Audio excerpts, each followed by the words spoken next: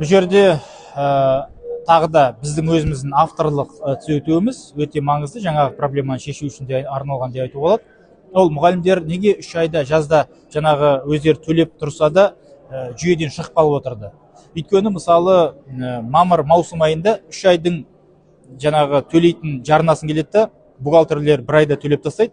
Сондықтан июль жаңағындай шілдемен тамызда әлде тағы да 1 айда ол төлемеген сияқты болып қалады, соны шығып қалып отырды. Сондықтан біз осы заң жобасының ішіне бір түзетуді енгіздік, ол қолдау тапты, дауыс бердік.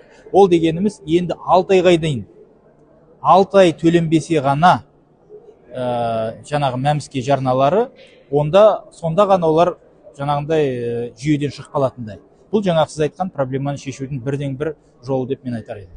Барлық азаматтарға? Бұл негізі барлық азаматтарға, бірақ оның мәмстегі бір тиісті өзінің стажы болу керек.